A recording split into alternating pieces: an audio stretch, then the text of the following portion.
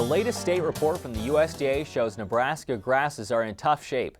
38% of the state's pasture and range is rated as poor or very poor. Open cornfields could provide another feed source for animals as combines begin to move. So far, 2% of corn had been harvested, either for silage or as high moisture corn. 2012 brought serious nitrate concerns for farmers and ranchers.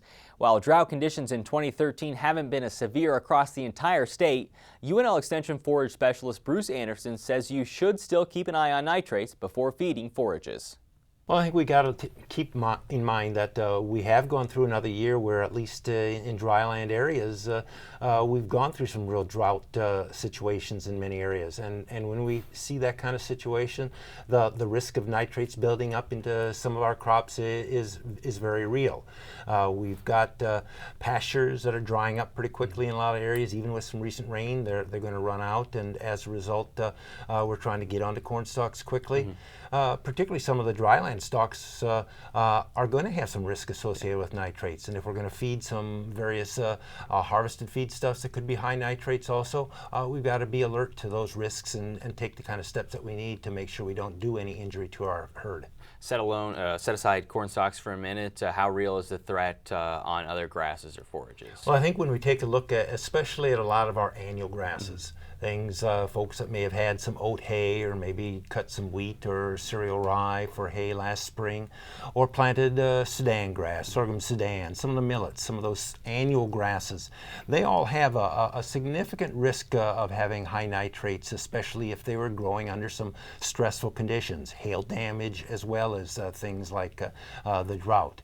And so if they're going to be fed to the livestock, we're going to be best off making sure that we test them for nitrates so we can be sure that as we allocate them to them, it can be done in a safe manner. And what about corn stalks? What are the tips that people can use there? Well, corn stalks may be a little bit different than some of the others because they're mostly used in a grazed situation.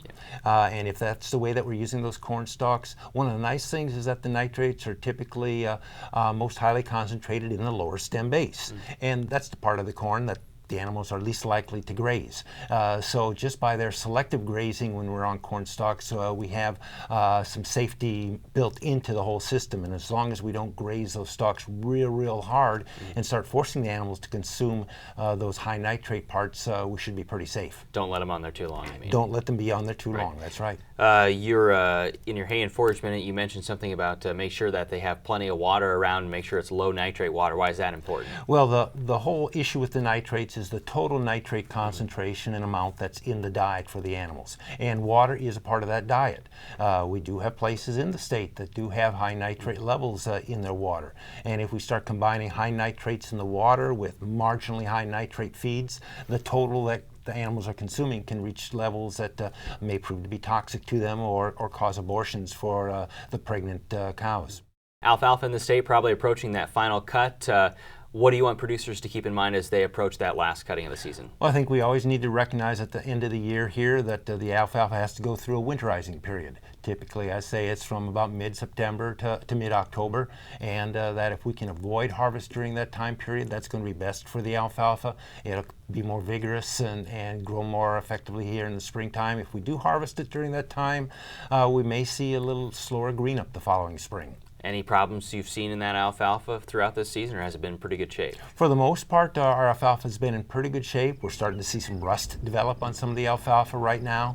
I don't worry about that too much on established stands. If we've had a new planting, though, sometimes those new seedlings are a little weakened by that rust and may not winterize quite as well.